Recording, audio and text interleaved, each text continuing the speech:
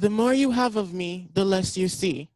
It is an intergalactic riddle that science is solving even now. Just yesterday, the headline burst onto the news. Acceleration relation found among spiral and irregular galaxies challenges current understanding of dark matter. So far, we have concluded that dark matter is a non-luminous material that is postulated to exist in space, and that could take any of several forms, including weakly interacting particles, which is cold dark matter, or high-energy randomly moving particles created soon after the Big Bang, which is hot dark matter. This is not the easiest subject matter to break down. Thankfully, addressing us today is Pauline Gagnon. She is a particle physicist who not only has spent 19 years at CERN, the European Organization for Nuclear Research, which is one of the world's largest and most respected centers for scientific research, but is also the author of Who Cares About Particle Physics? Making Sense of the Higgs Boson, the Large Hadron Collider, and CERN. This piece of literature has grown quite popular within the physics community and is a product of her extensive research on dark matter and the disappearance of antimatter. Ms. Gagnon holds a PhD in physics from the University of California and an MSc in physics from the San Francisco State University. She has been an associate scientist at the physics department of the Indiana University and a particle physicist for CERN since 1999. Mademoiselle Gagnon is also a member of the Atlas collaboration that gathers more than 3,000 physicists, engineers coming from more than 37 countries around the world. In her spare time, she's the editor of Atlas E-News, the internal paper of Atlas since 2005, in which she discusses women activity within the sector. Thus, we are in great anticipation of what Ms. Gagnon has arranged for us to learn today in her presentation, The Dark Side of the Universe, so that as the discussion of the composition of the galaxy increases, we will not be left in the dark. Ladies and gentlemen, Dr. Pauline Gagnon. Thank you very much, Michael. Very nice introduction. Very nice of you to introduce me like this. So yes, we're going to talk about the dark side of the universe. And what I will do today mostly is first review the proofs of the existence of dark matter. And we can talk about this article that just came out yesterday about making it a bit less solid, but I have my idea on that. And then we will review how we can search for dark matter. Because we know it's there, but we have not yet found particles of dark matter. So what is this all about? You know that when you look out on a starry night, you look out there and we see so many objects there, stars, galaxies, pulsars, quasars, you name it. There are lots of things. But in fact, what we see is only 5% of the content of the universe. So visible matter, any type of matter, everything that we find here on Earth, on every star and in all the galaxies, all that accounts for only 5% of the content of the universe. There is another type of matter that is there, which we have called dark matter, and that accounts for 27% of the content of the universe. So there's about 5 times more dark matter than visible matter. And there is also dark energy, that's the lion's share of the content of the universe. And dark energy is something very, very peculiar. So I must tell you right now that we know just about nothing about dark matter and dark energy. That means that we don't know anything about 95% of the content of the universe. So let's look at what this is about. Dark energy, we found out about it because you know that our universe started with the Big Bang. And since the Big Bang, the universe is expanding. So imagine that we have the universe here, this sphere that I'm showing there, and you have some galaxies on it. The galaxies are not moving, but it's as if you had 2 dots that are painted on a balloon and you're blowing the balloon. So because the universe is expanding, these 2 galaxies seem to be moving away from each other. Not that they are really moving away, but that the medium on which they are, the fabric of the universe, is growing.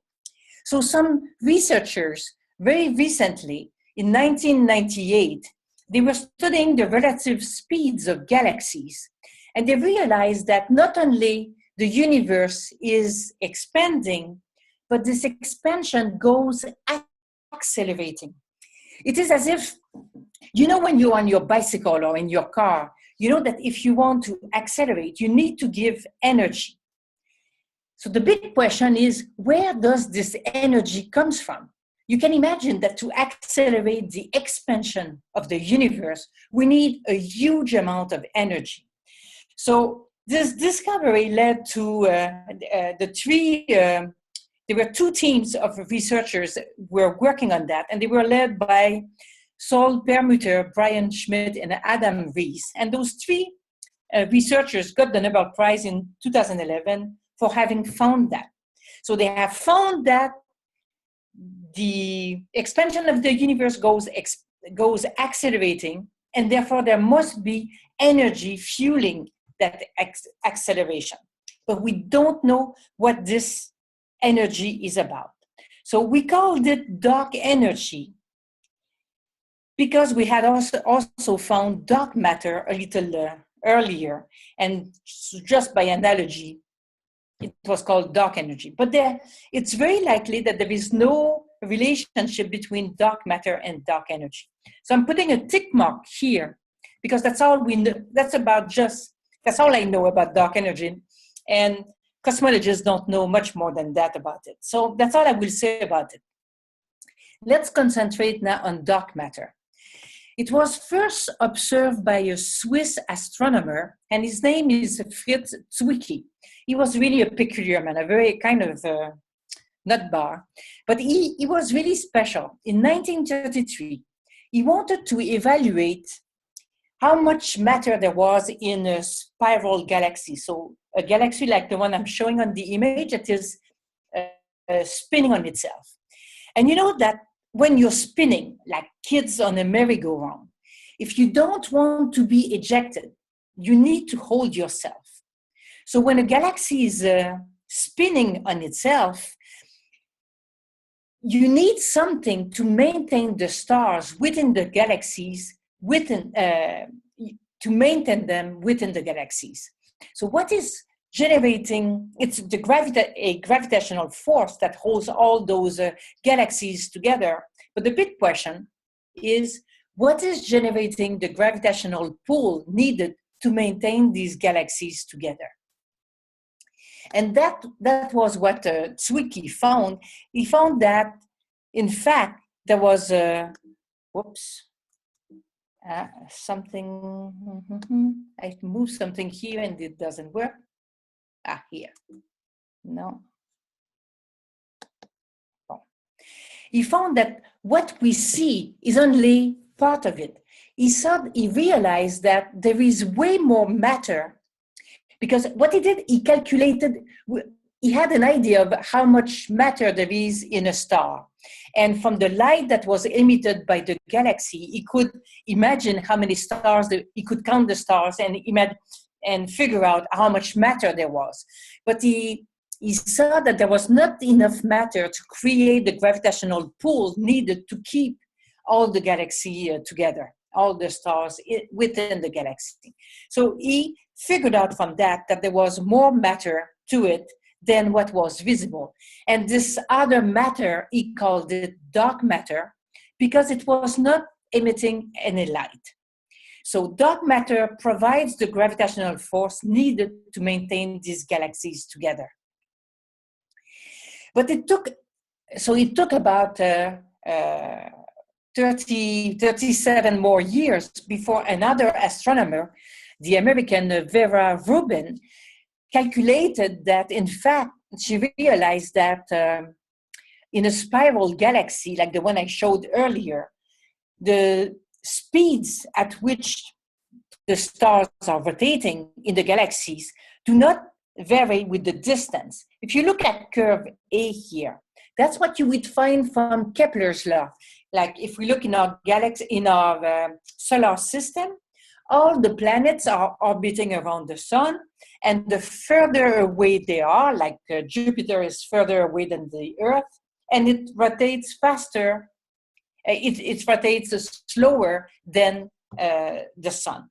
But what Vera Rubin realized was that, in fact, the rotational speeds of all the stars did not depend on the distance.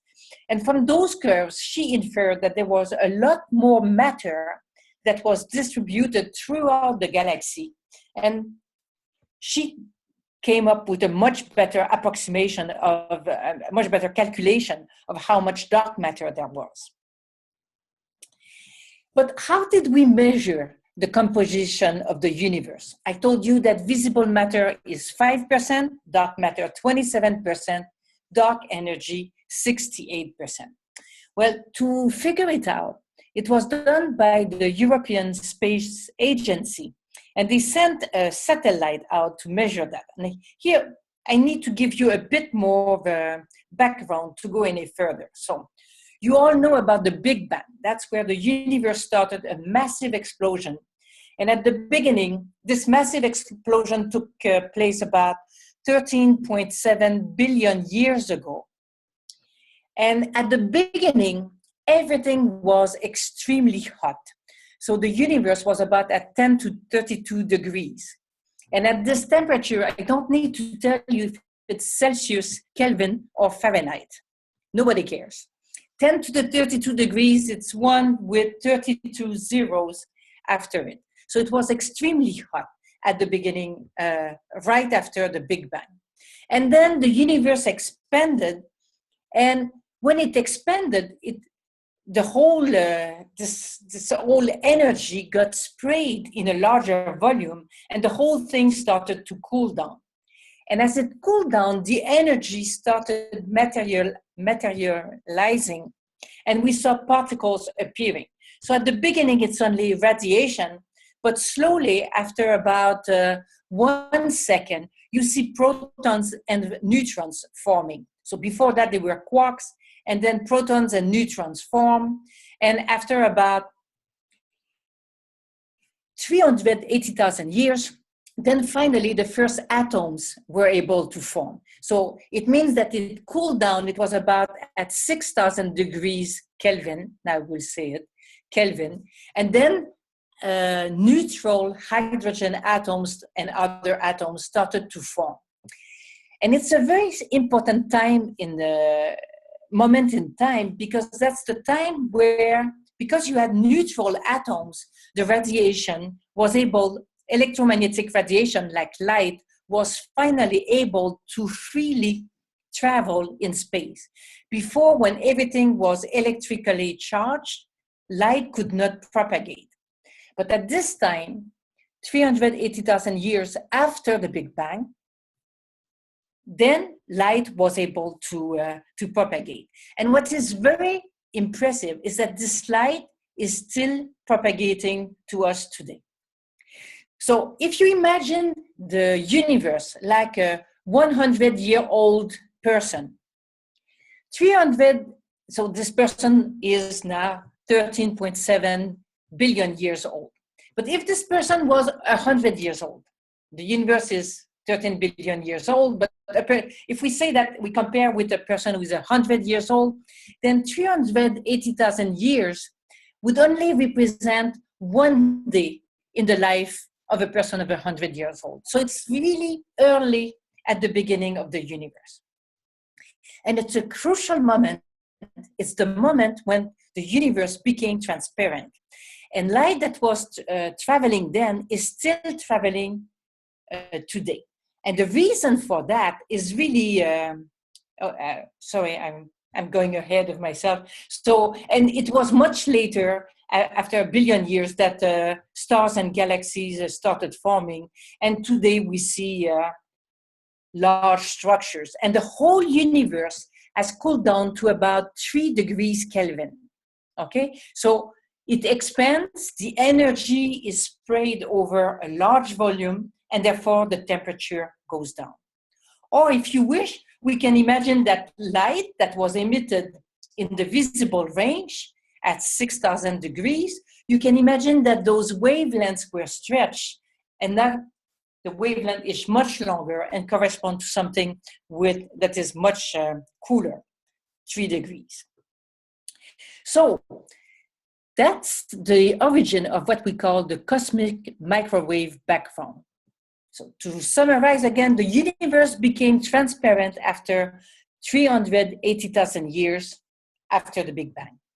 The photons, or the light that was present then, those photons are still moving around freely today.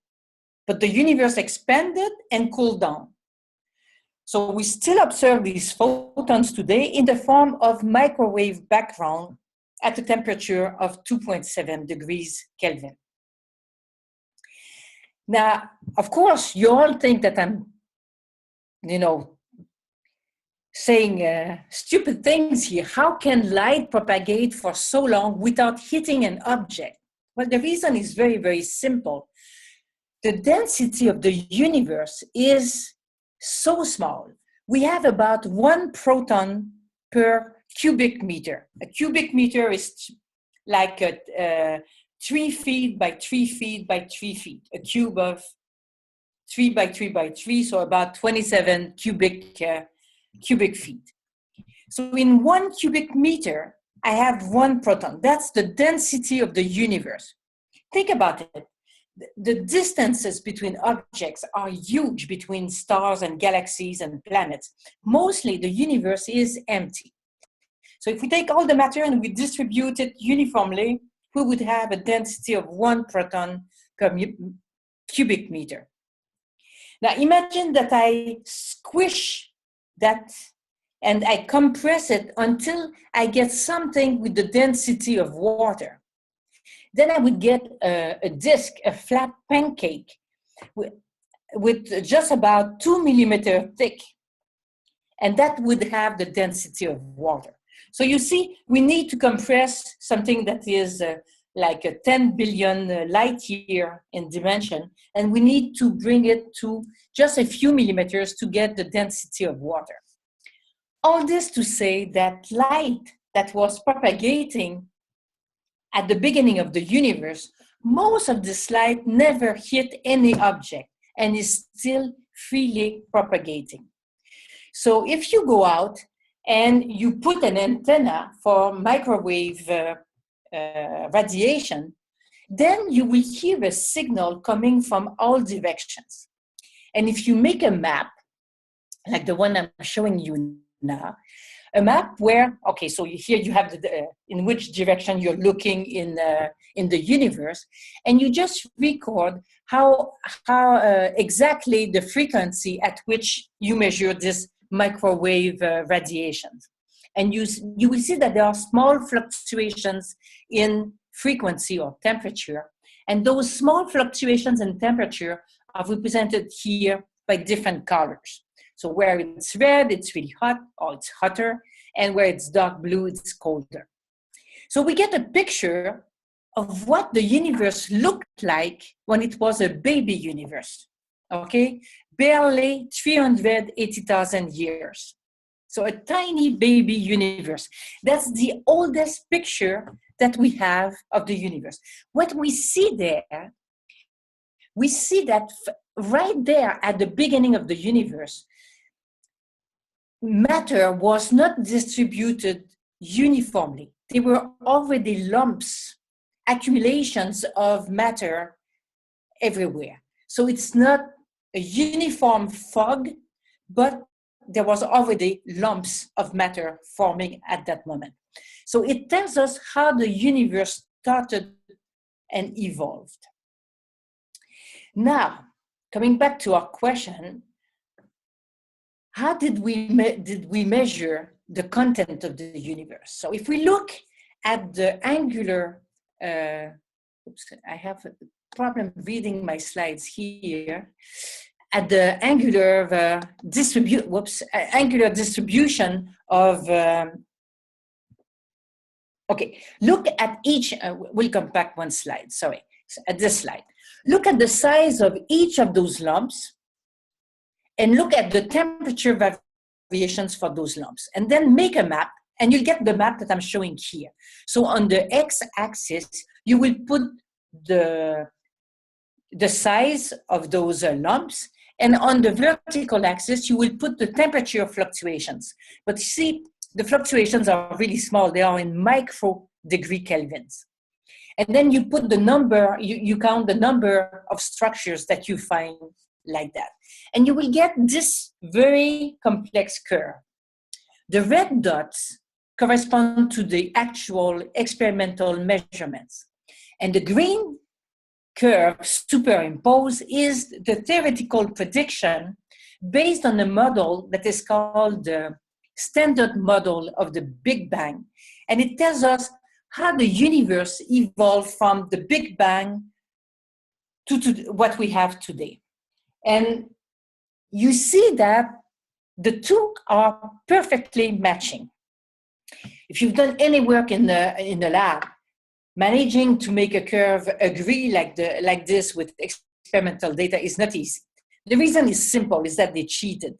You know, they adjusted the model to make sure that it would match the theory. So here, they adjusted the parameters of the theoretical model to make sure that it would match exactly the experimental observation.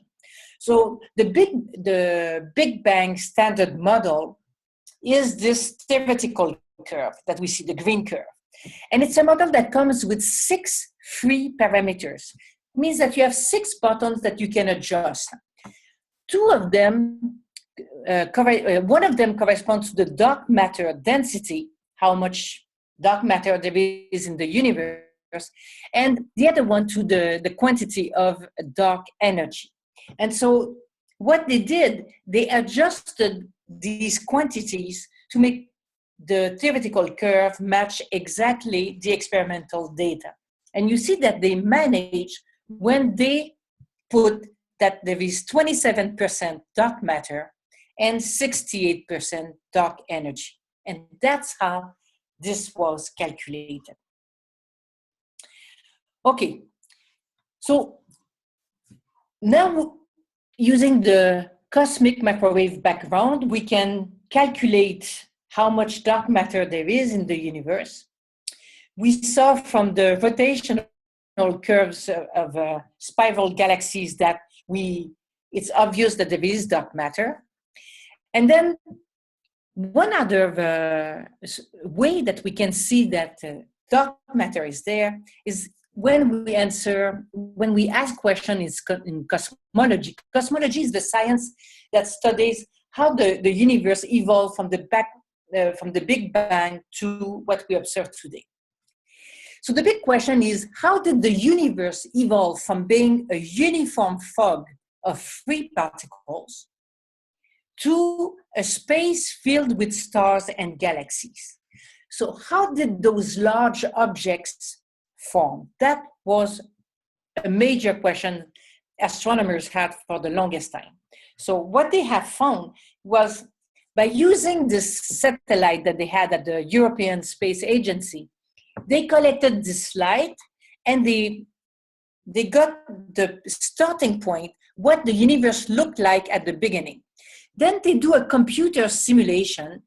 They put millions of particles and they let them evolve with all the dynamic and the attractions from gravitational attraction and all that. And they look at those particles and how they evolve. And they can see how things start to form. So they make a computer simulation, and you see that they end up after letting this whole thing evolve for 13 billion years in their simulation, they get a picture like this. And if we look at it, if we take the image that we have, it's about the second one that we have from the bottom. So you see large filaments, large structures that have formed. And if you zoom on those pictures more and more, you will see that it ends up looking like what we see when we look at the stars, at the sky at night with a telescope. So dark matter is an essential ingredient to make that happen. Without dark matter, it would not have happened as fast as it did. So it is one of the ingredients that we need for for making a universe. So it's like when you're baking a cake, you have several ingredients, and one of those essential ingredients is a rising agent. So dark matter, just like rising dough or soda that you put, baking soda that you put in a cake to make it rise, dark matter was the element that made it possible. Regular matter, because of electromagnetic repulsion and all that, was not forming really, was not coalescing very fast. But dark matter doesn't respond to electromagnetic force, since it doesn't emit light, so it doesn't, it's not subject to electromagnetic repulsion or attraction. So it was able to coalesce with only with the attraction from the gravitational attraction.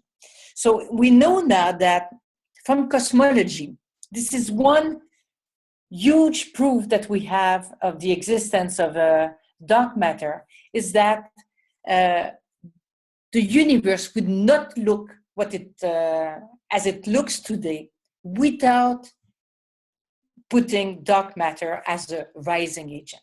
Okay, so the proof of the existence of dark matter, we saw it through its gravitational effects.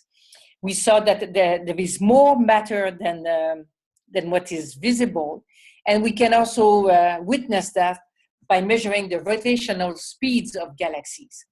There are other effects like gravitational lensing and proofs from collisions of galactic clusters, but I won't have time to show them today. And from cosmology, we saw that the angular spectrum measured by Planck, this first image that we have of the universe, by measuring the size of each lumps, we can see that it matches the theory perfectly. And one essential ingredient there is dark matter. And in the galaxy, the formation of galaxies, it would not have happened as fast without putting dark matter. So that's what we have today. The only question is that, okay, we feel its effect, but we don't see it directly because it doesn't emit light. But we haven't been able to catch a particle of dark matter. We know that all regular matter, all the chemical elements that we know. So regular matter, you know, you take any object, be it a piece of metal or anything, when you heat it up, it will start emitting light. For example, a piece of metal, it gets red and then white hot, and then you see light being emitted. Anything that you heat up end up emitting light, but dark matter does not do that. So we know that in stars and galaxies, we have the same chemical elements as we have on Earth, just by the light that it emits. So regular matter is all made of atoms, and inside atoms we have protons and neutrons, and inside the protons and neutrons we have quarks. So we know that all the matter that we know is made of particles, fundamental particles like quarks, electrons, and that with that we can build all the atomic elements that we know. So people think that if matter, regular visible matter, is made of particles, maybe dark matter is also made of particles. So we're looking for particles called weakly interacting massive particles. We're looking for WIMPs. One would think that finding a WIMP is not so difficult, but we've been at it for a few decades and nobody has succeeded yet. So those WIMPs are hypothetical particles of dark matter. And we hope that they may interact with ordinary matter. If they do, then we will catch them. But if we are not lucky and they don't interact with regular matter, we'll never be able to find them. But for the moment, we just hope that maybe they interact with ordinary matter, and therefore we should be able to catch them. So how can we find dark matter particles? There are three different approaches that are currently used. And I'm going to review that in the in the 15 minutes we have left. So there are direct searches for dark matter. We search for them in cosmic rays and also at the Large Hadron Collider at CERN. So you see that I have three color codes here because I will, so you see my slides will have those colors for those topics. So direct searches. What we call direct detection of dark matter. The dark matter particle here, I represented by the letter chi, the Greek letter chi, like an X. So you have a particle coming, and you have a quark from inside a neutron or a proton in an atom of your detector, and the two of them will interact. So that big blob, gray blob, just represents some sort of an interaction. We don't know the details of how it can happen, but we just figure out, okay, it may happen.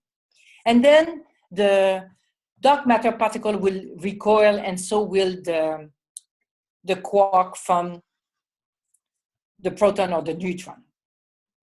And so what this is what we would call a direct detection of dark matter. So what it would do in our detector, so you know our detector is made of matter, so our detector will have atoms containing protons, nuclei. Inside the atomic nucleus, you have protons and neutrons. So if we have a particle of dark matter coming in, it might interact with one of the quarks from the protons or neutrons, and that will make the nucleus recoil a little bit. So it would induce a small vibration in our detector, and that's what we will try to detect. But those vibrations are really, really small.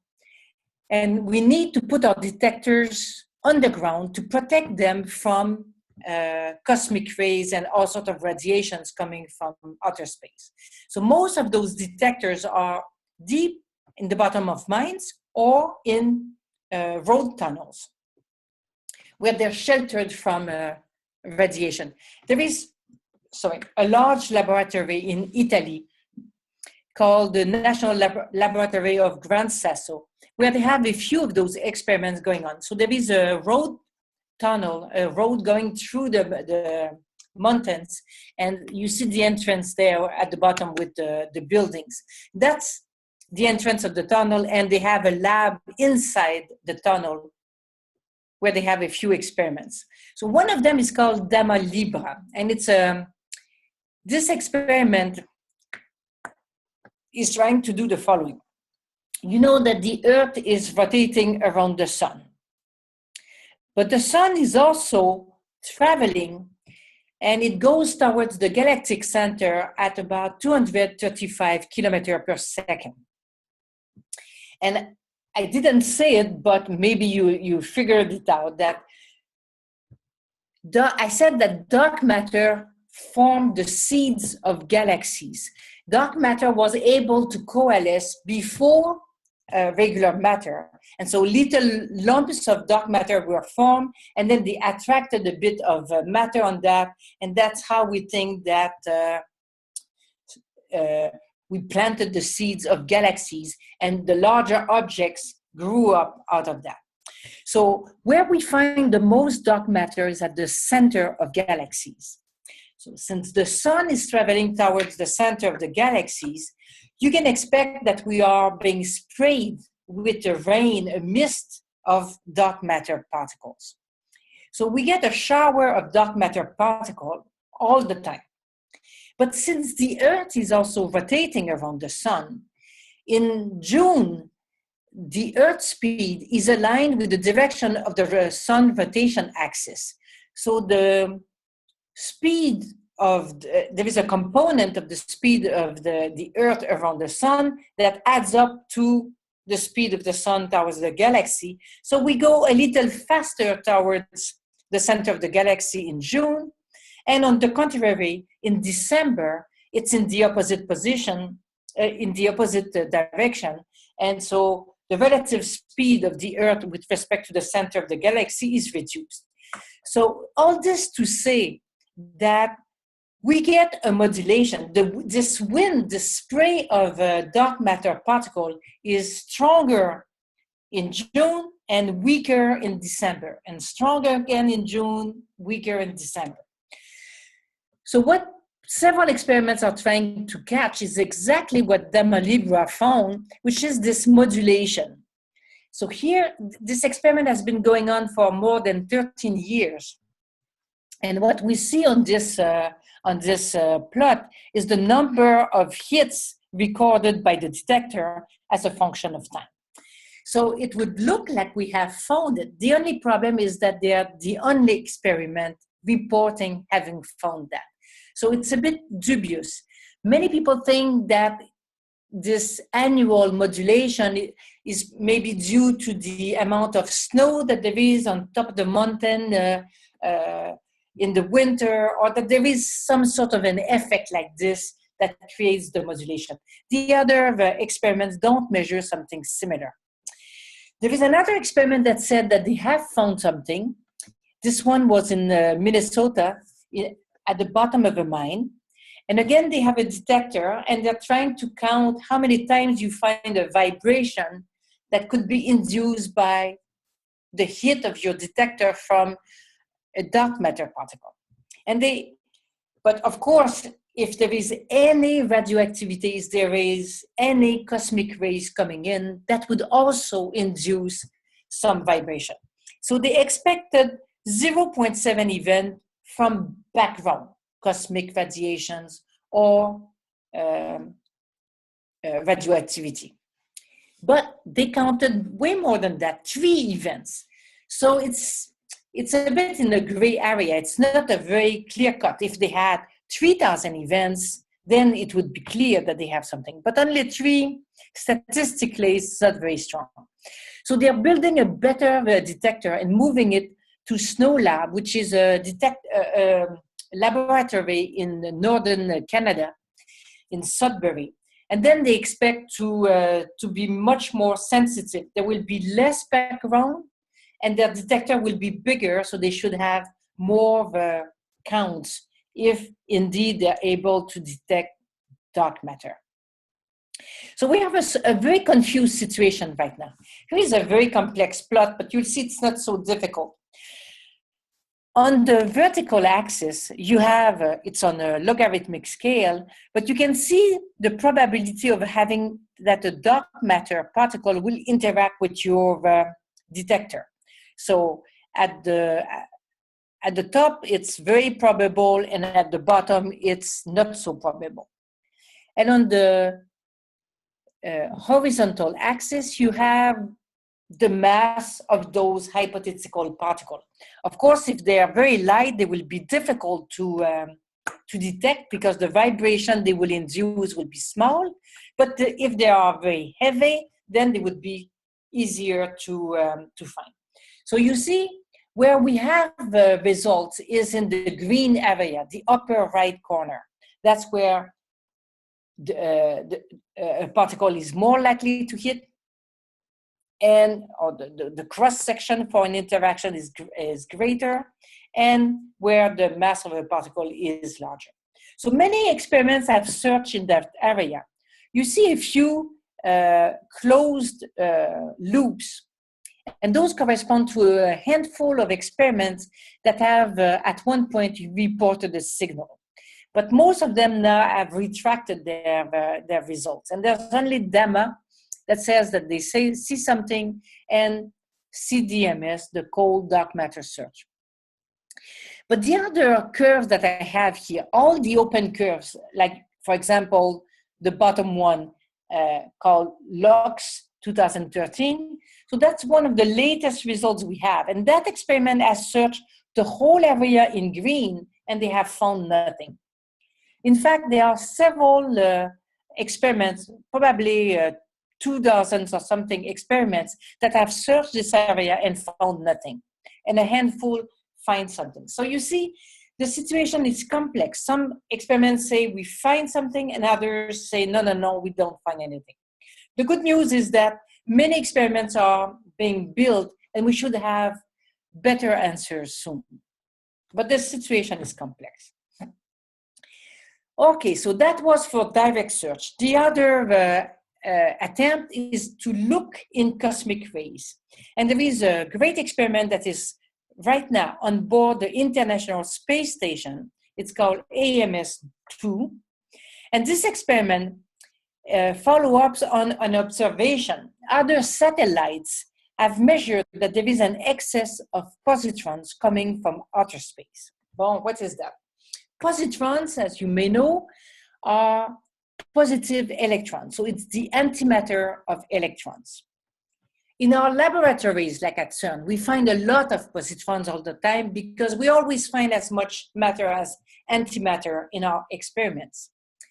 Something that is really strange is that we live in a world where we only see matter around us. All the antimatter seems to have disappeared. We believe that after the Big Bang, there was just as much matter as antimatter, but somehow the antimatter disappeared. That's a big mystery. But that's something else. That's another big open question right now. So when we find an excess of positrons coming from outer space, when we find a source of antimatter somewhere in the universe, we have to figure out where does that come from. So several satellites have measured an excess of positrons coming from outer space. There are two main hypotheses. One says that maybe pulsars, those are neutron stars that spin around themselves and they emit a pulsed signal. So maybe pulsars could emit some positrons. So that's one possibility.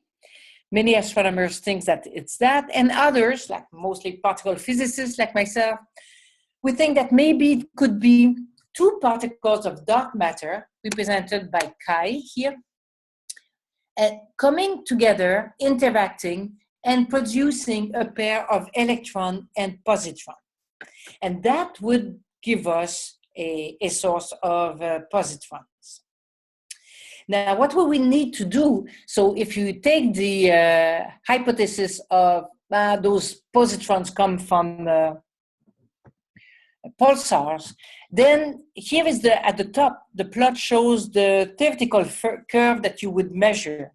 What we look at here is the flux of positrons. That is the number of positrons that we find with respect to the sum of positrons and electrons, and the energy at which we find those positrons. So here's the curve that is seen. So the red crosses, for example, it corresponds to the data measured by AMS-2. And the other hypothesis is that it could be dark matter. And then the curve would be very slightly different. So what we need now is for AMS with the red points here, the vertical line shows it, and the horizontal line just shows the error bars on their measurements. So you see, we need for them to get much more precise to be able to tell the difference between the top plot or the bottom plot. So, but that will not be easy. It's very difficult to tell the difference between the two. So we hope that within a year or two, they will be able to tell the difference, but many people think that it's way too difficult, they won't succeed. Okay, that was the second type of experiments that are ongoing. And the last one, and I will close on that, is on the Large Hadron Collider at CERN. That's where I work. So there we have a huge accelerator, which is 27 kilometers around. So in miles, that would be roughly 17 miles, I think. So 17 miles in circumference. And it's a huge tunnel that is dug underground. So that's the blue line that you see underground. And we have access shaft, and we have big caverns that have been excavated, and we've put large detectors. The CMS, the LHCb, ALICE, and ATLAS detectors are in those caverns. And then in this accelerator, here we see the accelerator, it's just a huge pipe which is under vacuum, and we accelerate protons at the speed of light, and we bring them into collision. And the idea is the following, is that when you bring two protons in a head-on collision, the energy released in the collision will materialize in the form of particles. So we put this famous equation, E equals mc squared, into action. So this equation simply states that there is an equivalence between energy and matter. Energy E and matter or mass M. And those are two forms of the same essence. Just like, I can have two currencies. I can have US dollars if you're in the US, and I'm in Germany, so I have euro in my pockets right now. So I can exchange the two. Both of them are two forms of money, and there is an agreed upon exchange rate between the two. It's the same between energy and matter or mass. Mass is only congealed energy, and you can exchange one for the other, and the exchange rate is the square of the speed of light. So here is how it works in our accelerator, just to give you a better idea. So, whoops, that was a bit fast. We'll do that again. Yeah, this one takes a second to come up. Here it goes. Okay. So the accelerator, I said, we take protons, we inject them in an accelerator, and we give them a lot of energy. When they have reached that energy, they go in a larger accelerator and they get more boost until they reach this one before last stage, and finally the LHC, which is 27 kilometers across. The protons travel inside this tube, this evacuated tube, and it's filled with big magnets. So you have an electric field that accelerates them and a magnet that bends them. And you see them coming at nearly the speed of light. And a proton comes from the right and another one comes from the left. They collide in the middle of our detectors, and they will produce, the energy of the collision will materialize and produce new particles, which are very unstable. They break apart, and we catch all the fragments, and it looks like a mini firework. We catch all the pieces, the fragments, we identify them, and we try to reconstruct what was happening, what had happened, what new particles were formed there. And this is a huge apparatus. The Atlas detector is 6-story high. It weighs 7,000 tons. That's the same weight as the Eiffel Tower in Paris. And it has about 4,000 kilometers of cable. It's a huge instrument. 3,000 people designed and built that piece of, 3,000 physicists were involved. I'm not even here mentioning the engineers and technicians. So it was a huge, huge effort to build that. So earlier I showed you direct detection, where a dark matter particles represented by chi here would interact with a quark from a nucleus and then produce a small vibration. But at the LHC, at the Large Hadron Collider, what we do, we hope that we can take two quarks and then they would interact by some way, and then out of that would come out two dark matter particles. So you see, it's the same diagram, but rotated by 90 degrees. So the same type of interaction that would take place. So in this case, we would produce them. But how do we find such particle? It's like I'm asking you, have you seen my cousin? You know, and I don't give you any more information. We don't know what those particles look like, what they like, how they behave, what they do. So it's not an easy task. But we have two major ways to look for them. One way is to look for events with specific characteristics. We know dark matter does not interact much with matter, otherwise we would have already have found them. So if you look at the left plot, so it's a cut in my detector. So imagine that the beam of protons come from into the plane here, into the screen, and one from behind. And then something was, a new particle was created, broke apart, and gave us two jets of particles. Just like in a firework, because of conservation of energy and momentum, they have to be back to back. They have to recoil against something. So if we find something going towards the left, we should be finding something going towards the right.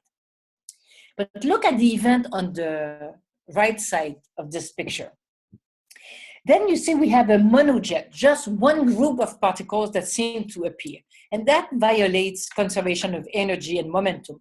It's clear that in this case, something invisible to the detector, some particle that did not interact with the detector, escaped detection. But the other particles were recoiling against them. So you see, if we see something missing in our detector, then we can infer that there was a particle that we're not sensitive to it, but we can still infer that it was there. And so that's one of the main approaches that we follow for finding dark matter particle. This event could also happen if you have a neutrino, for example. Neutrinos are also invisible in our detector. So we must rely on statistical laws and all that to evaluate how many events with neutrinos we expect. And if we find more than that, then we will know that it was not only neutrinos, but something else. And the other way we look for, whoops, sorry, why? Okay. And the other way to look for it is that we look for things that look normal, but we find more of those events. So it's all relies on statistical laws. And we have simulations and we have theories that tell us how many events of each type we should find. If we find more than that, then it would be an indication that we have something new and unusual. Okay, so we have nothing solid yet, but we have good chances to find something soon. So there are several experiments for direct detection of dark matter that are in the final building phase. There is the AMS-2 experiment from on board the International Space Station that should have results within a year or two. And the chances for discoveries are very high right now at the Large Hadron Collider because we have lots of data, and this data was taken at higher energy than ever. So we are exploring new territories right now, and we have all chances to find it. Well, that was a lot of information in a small time. So if you want to learn more about it and about particle physics in general, you can have a look at my book, Who Cares About Particle Physics? It just arrived in the US this week. So this will help you making sense of the Higgs boson, the Large Hadron Collider, and CERN. So I cover all type of research that we do at CERN, including dark matter. So I thank you for your attention.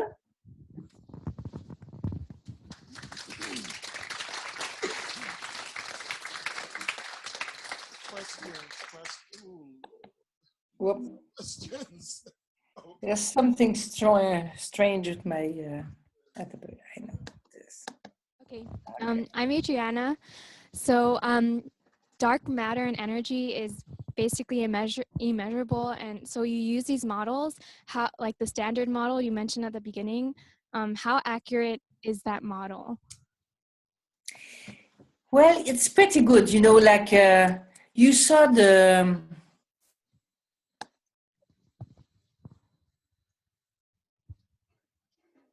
right here.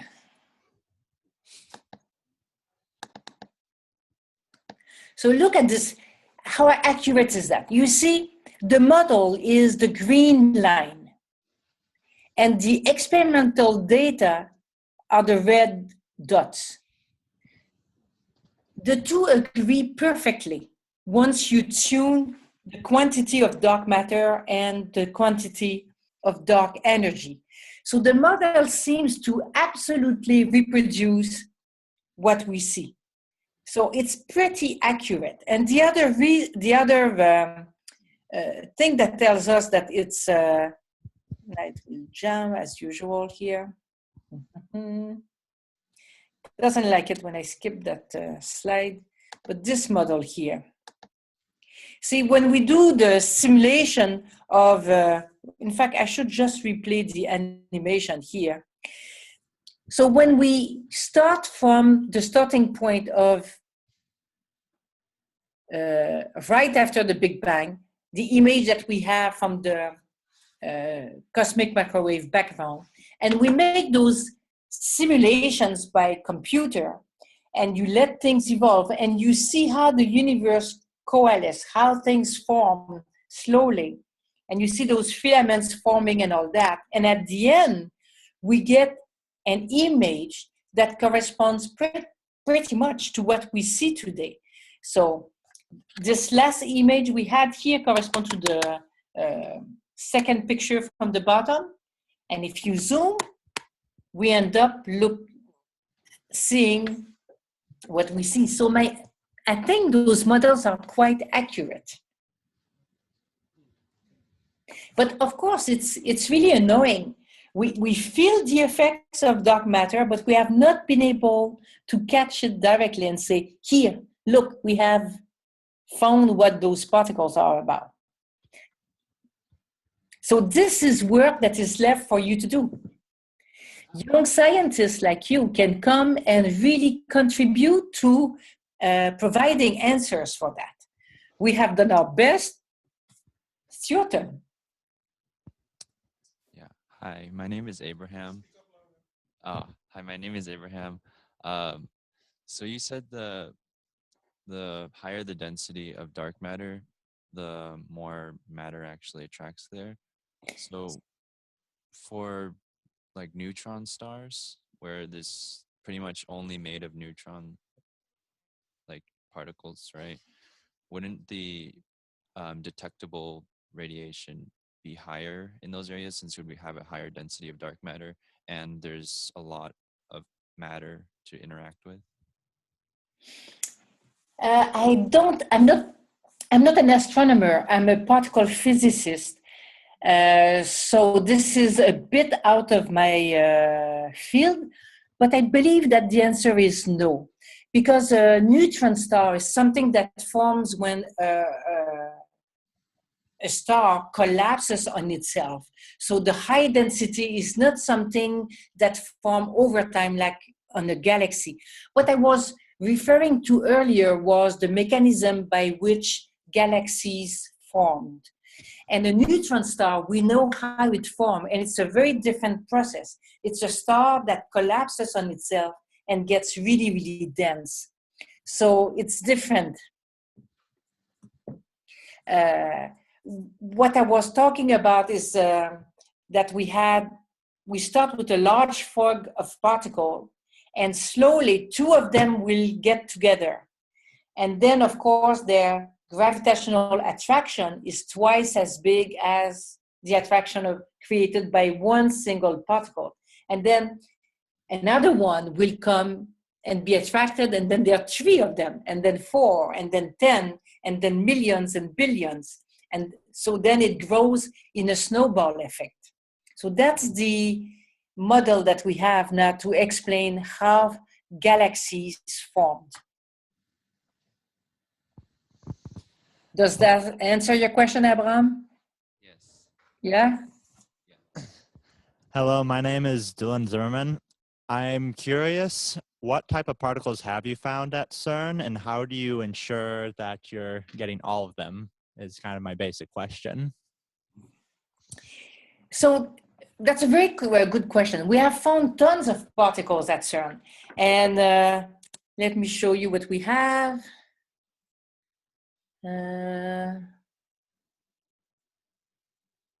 Oops.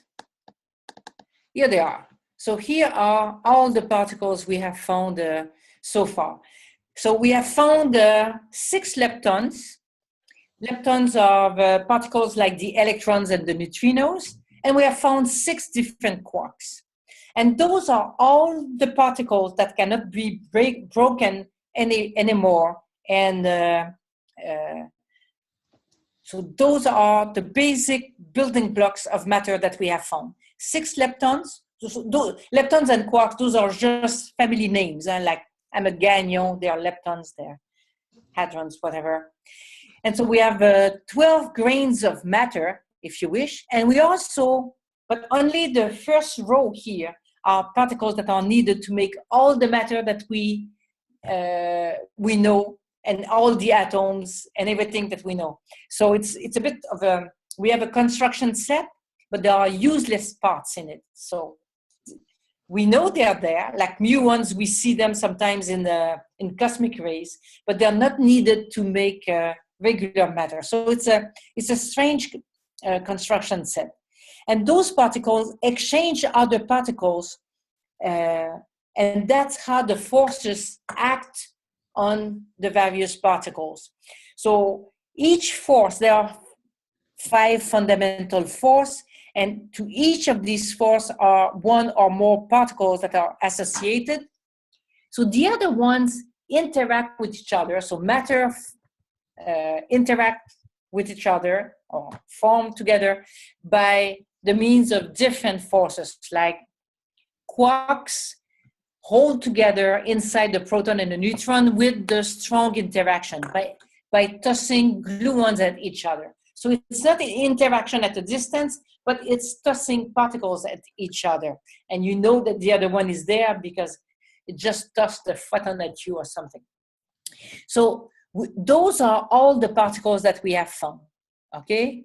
And one is missing, in fact, graviton. We have not found it. We have found last year, or earlier this year, we found some scientists at LIGO found gravitational waves. Now the big question is, are there particles associated with these waves? And they would be graviton. So here are all the particles we have found. And all those particles now are all the pieces that are part of what we call the standard model of particle physics. So another standard model, but the standard model of particle physics, and that pretty much explains everything we have seen so far, except one big exception is dark matter. Dark matter does not fit in there. So it's a difficult question to figure out, or have we found all of them? So far we have found, I think, the easy ones, but we are still looking for more because this is not enough to explain all the phenomena that we have seen, such as the effects that we feel from dark matter. Hi, my name is Gabriel. I was wondering, you mentioned that space was 3 degrees Kelvin. How is it possible for space to have a temperature, or is that an average value? It's not the space that has a temperature. It's this radiation that you see. So you know the equation E equals h nu or hf that relates the energy of a wave of a given frequency. So each frequency, each wave has a temperature associated with it. So at 2.7 degrees Kelvin, it corresponds to microwave background. At 6,000 degrees Kelvin, you have visible light. Okay, so it's not the space that has this temperature, but radiation that is propagating in the space. Is that better? Hi, my name is Ali. I was wondering how you distinguish between the vibrations of cosmic radiation or dark matter and vibration from other sources. That's the big problem. It's not easy. It's very difficult. And that's why they have, sometimes they can be differentiated, but it's not a clear cut. And that's why the experiment, CDMS, when they say we have counted here. They counted 0.7 event that they expected from background. They evaluated that they would have at most 0.7 events from background, but they counted 3 events in their detector. So you can separate them to some extent, but not completely. And so then you need to rely on statistics. How possible, how often is it that 0.7 can fluctuate to 3? I don't know if you will follow me, but try to imagine this. Say that we have statistics works like this. No, statistical fluctuation. Try to imagine that I have a bag with red and blue marbles. And I tell you I have 50% blue and 50% red marbles in there. And I tell you, okay, draw 10 marbles out of my bag. How many blue ones will you pull out of the bag, you think?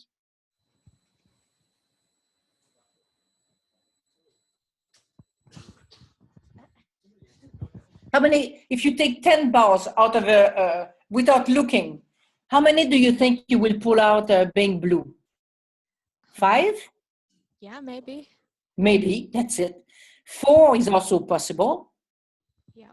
But you think you could have 4 blue and 6 red? That's possible. You could also get 3 blue and 7 red, but that's more unlikely. Do you agree with me? Yes. Okay. But it could happen. So statistics is all that, is that we can evaluate how likely it is that we will pull 5, 7, or 2 marbles of one color. Of course, if I tell you don't pull 10 marbles, but draw 100 marbles, then it's much more likely that you will get 50 blue and 50 red, or 49 and 48.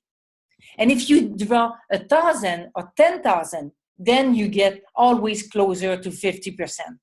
So with statistics, if we have a larger data sample, if they can have a bigger detector, they will have more possibilities of having collisions with their detector and a dark matter particle.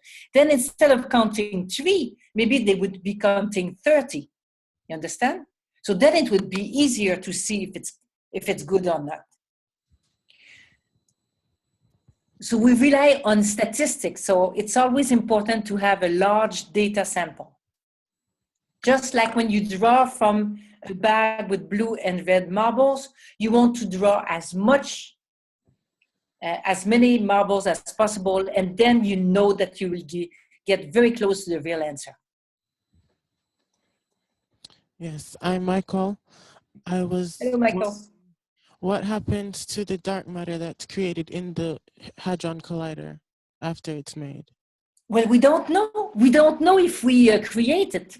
We just hope that, yes, there is this possibility. But what will happen to it if we do create some? We expect that it will go through our detectors without even stopping to say hello. So it will cross the detector, and all we will see is in some sort of an imbalance in the events. So instead of being something like on the left picture, where a bunch of particles recoils against another bunch of particles, it will look more like on this side, on the right side, where you see some particles coming out, recoiling against something invisible that did not interact with the detector. So they will just escape the detector. So if we're lucky enough that it's possible to produce them, we won't even see them. But we will infer that they were there by this imbalance in momentum and energy. Okay, my name is Cleve Hines. Can you go back to the model of which you have that thing going around the sun to get the microwave background of the universe on the side, please? The curve. Yeah, right This there. one here. No, above it, above it. That one. Yes. When you're collecting that data, did you guys take into consideration that there are other things that might interfere with that? Because I mean, the sun is going around, is traveling in our galaxy, and there are several stars and other stuff in our galaxy. And remember, because of the density, it appears to shape like a donut or something like that. So would that not affect that result there that you have there? I think if you look at the first few seconds of that animation here, okay, I'm going to click on it and it will start real fast. But you will see what you have is a satellite that is spinning on itself, looking in all directions around it.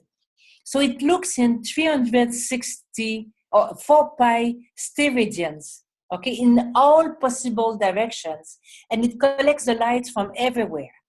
So forget that we're traveling or not, it's looking in all the directions. So imagine that we're within a huge sphere or a huge volume, and we're looking in all directions. So who cares that there are galaxies or other things around? So look at the satellite spinning and collecting this light to make this full picture. So that's how it happened. So then they use that as their starting point. They let the model evolve with tons of particles. And then they see at the end that it does match what we see when we look at the full sky. Okay. Okay? Yeah. So this is what it looks like in the real space. And when we look at the second picture, that's about where it was, the scale.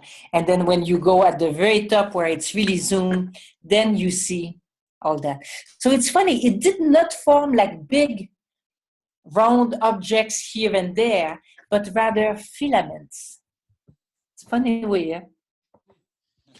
Hello, my name is Noah, and I think you mentioned in the beginning that the reason why we believe black matter or dark matter and dark energy exists is because there is a deficit. There's something wrong.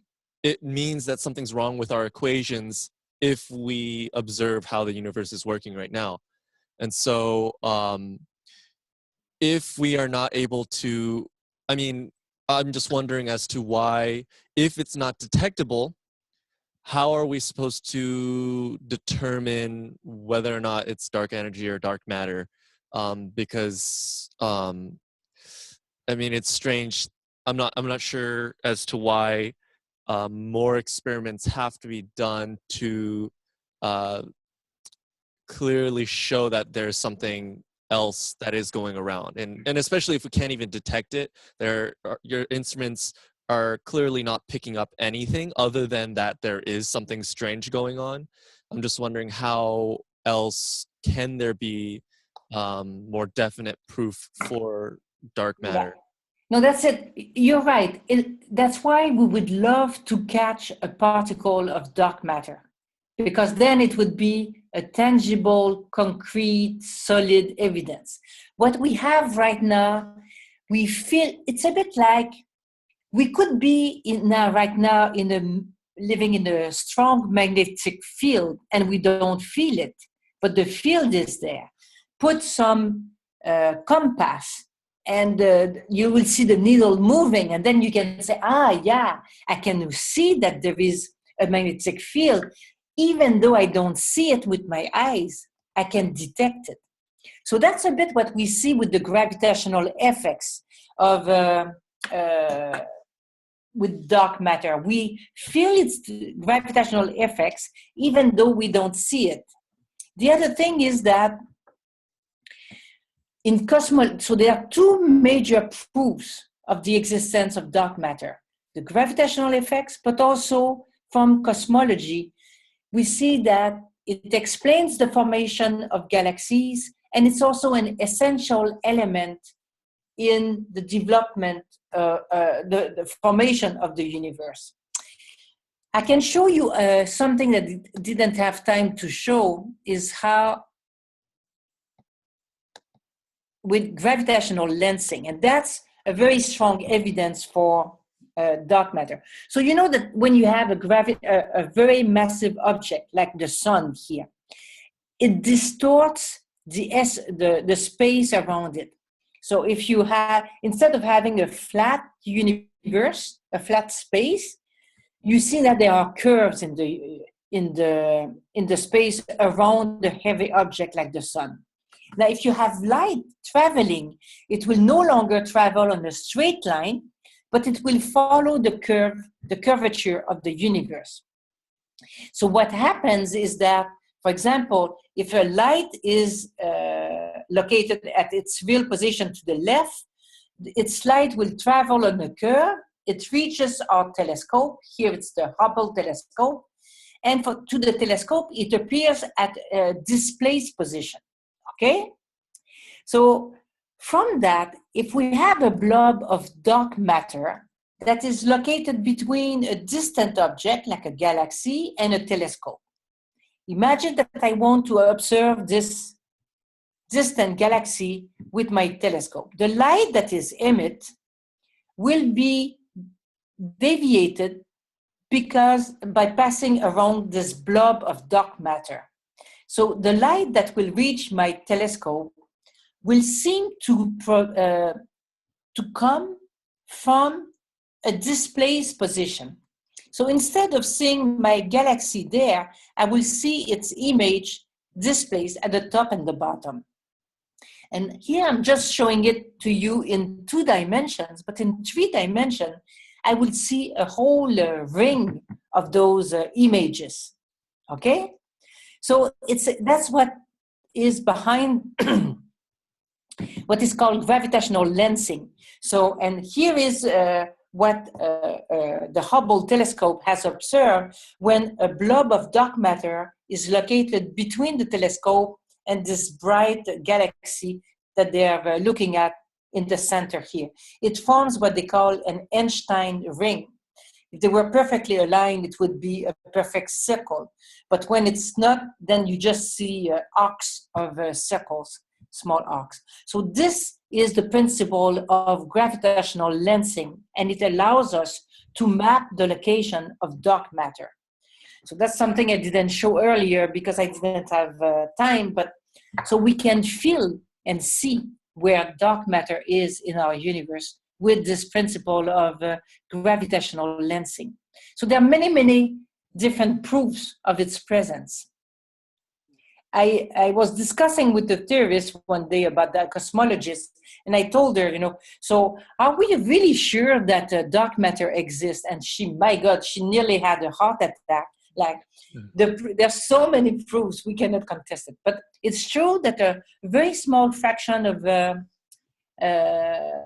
astronomers and cosmologists think that there could be modified gravity, theories called MOND.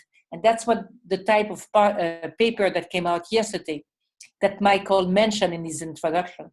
But this is not strongly believed in the community. And I don't know, this paper that came out yesterday is a bit strange. But of course, dark matter is, it feels a little bit like the theory of ether in the last century. But I think it's way stronger than that. Yeah, I mean, I was just wondering why, yes, it affects gravity in the same way matter does, yet it's not as detectable as a particle is that affects gravity. So it brings to question as to whether or not dark matter is actually even a particle at all. Maybe just... Nobody knows. Nobody knows. Those are just working hypotheses.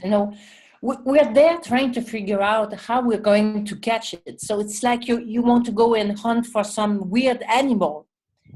You better make a few guesses if you want to catch it. No, you have to decide, oh, do you think it's a nocturnal or diurnal animal?